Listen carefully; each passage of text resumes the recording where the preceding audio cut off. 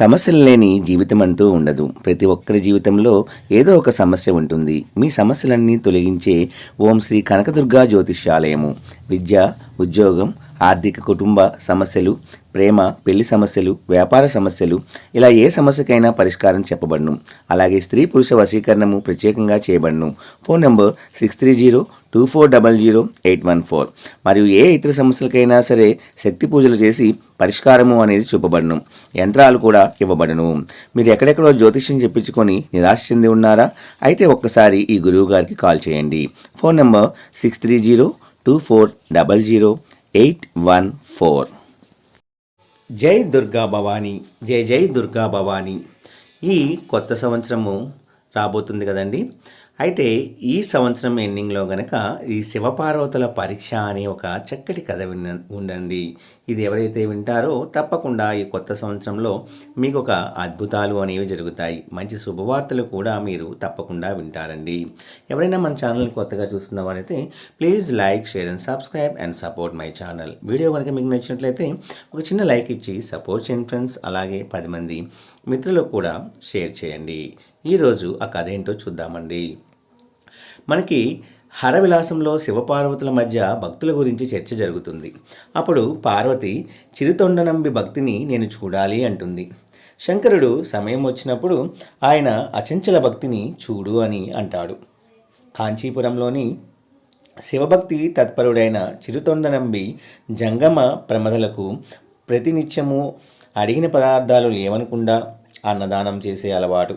ఒకరోజు ఆయనకు ఎక్కడ జంగమ ప్రమదులు కనిపించకపోవడంతో తిరిగి తిరిగి వేసారిన చిరుతొండనంబి చివరి ప్రయత్నంగా ఊరి బయట అటూ ఇటూ చూస్తూ వెతుకుతూ వెళ్తున్నాడు.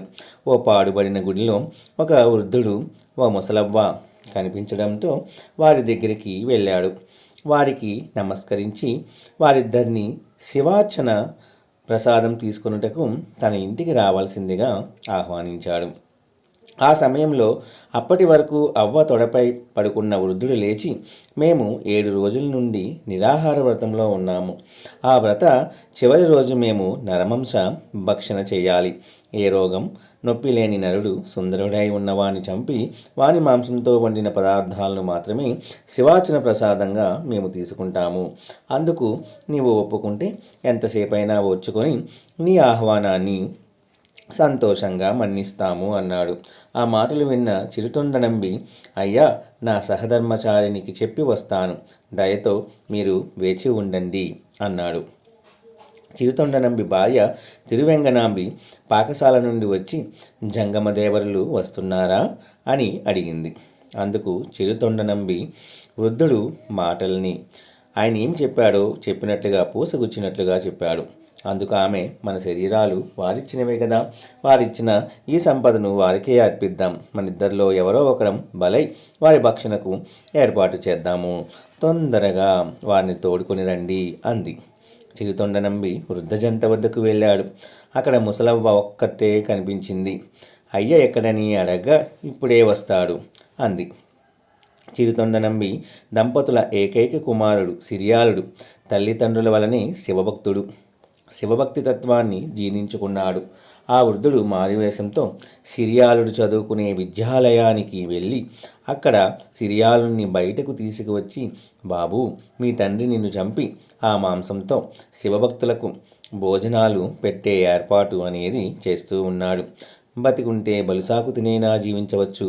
కాబట్టి నువ్వు ఇంటికి రాకుండా ఎక్కడికైనా పారిపో, నా మాట విను అంటాడు.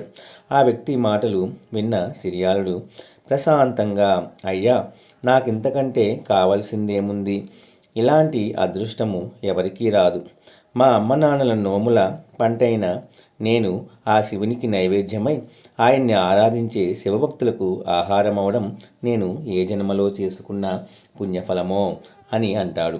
ఆ మాటలు ఆ వృద్ధుడికి ఆశ్చర్యం కలిగింది. వెంటనే అక్కడి నుండి అదృశ్యమయ్యాడు. వృద్ధుడు రాగానే ఆ ముసలి దంపతులు చిరుతొండనంబి వెంట బయలుదేరారు. ఇంట్లోకి వచ్చి రాగానే వృద్ధుడు, ఎవరినివ్వండి శివప్రసాదంగా మాకు పెడతావో నిర్ణయించుకోండి అంటాడు. చిరుతొండనంబి భార్య తిరువెంగనాంబి, మా ఇద్దరిలో ఎవరిని మీరు కోరుకుంటారో చెప్పండి అంటుండగానే సిరియాలుడు విద్యాలయం నుండి వచ్చాడు. బాలుని చూడగానే వృద్ధుడు, వీడి మాంసమైతే మాకు ఎలాంటి జీర్ణ సమస్యలు కూడా రాకుండా ఉంటాయి, కాబట్టి వీడిని బలి ఇచ్చి మాకు వండి పెట్టండి అన్నాడు.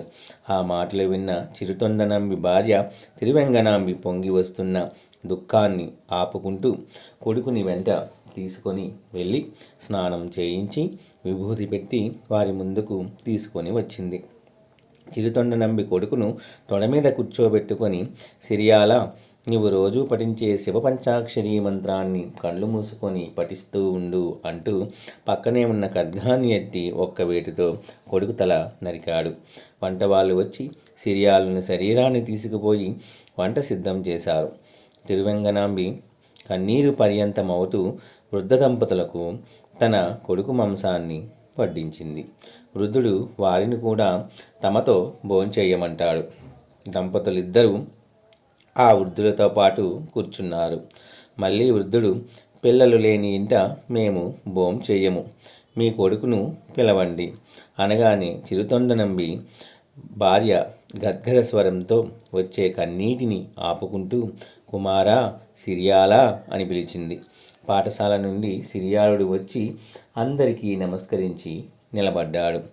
ఆ వృద్ధ దంపతులు శివపార్వతులై సిరియాలుని పక్క నిలిచి, చిరుతొండనంబి, నీ భక్తికి ఎంతగానో మేము సంతోషిస్తున్నాము, మా పరీక్షలో విజయం నీదే అన్నారు. తిరువెంగనాంబి, నీ భక్తికి నేనెంతో ఆనందిస్తూ మీకు మోక్షప్రాప్తి కలిగిస్తున్నాము అనగానే చిరుతొండనంబి, పార్వతీ పరమేశ్వరులారా, మాతో పాటే శివనామార్చనలో పాల్గొంటున్న మా బంధుమిత్రులను కూడా కైలాస ప్రాప్తి ప్రసాదిస్తేనే మేము వస్తాము అన్న మాటలు విన్న శివపార్వతులు చిరుతొండనంబి నిస్వార్థ భావానికి ఆనందిస్తూ చిరుతొండనంబి కోరికను మన్నించి అందరికీ కూడా మోక్షాన్ని కలిగించారండి. ఈ కథ ఎవరైతే వింటారో వాళ్ళ జీవితంలో గొప్ప గొప్ప అద్భుతాలు అనేవి తప్పకుండా జరిగి తీరుతాయండి. నమ్మకంతో ఉన్న వారిని ఆ పరమేశ్వరుడు ఎప్పుడూ కూడా వదిలిపెట్టడు. ఆ పార్వతీమాత ఉండగా మీకెలా భయము? అమ్మవారే మీ యొక్క కోరికని తప్పకుండా నెరవేర్చి మీ యొక్క జీవితంలో ఈ కొత్త సంవత్సరంలో మంచి శుభవార్తలను అందేలాగా అమ్మవారు మిమ్మల్ని దీవిస్తున్నారండి. ఈ వీడియో కూడా మీకు నచ్చింది అనుకుంటున్నాను ఫ్రెండ్స్. నచ్చితే ఒక చిన్న లైక్ ఇచ్చి సపోర్ట్ చేయండి. అలాగే 10 మంది మిత్రులకు కూడా షేర్ చేయండి. జై దుర్గా భవానీ, జై జై దుర్గా భవానీ.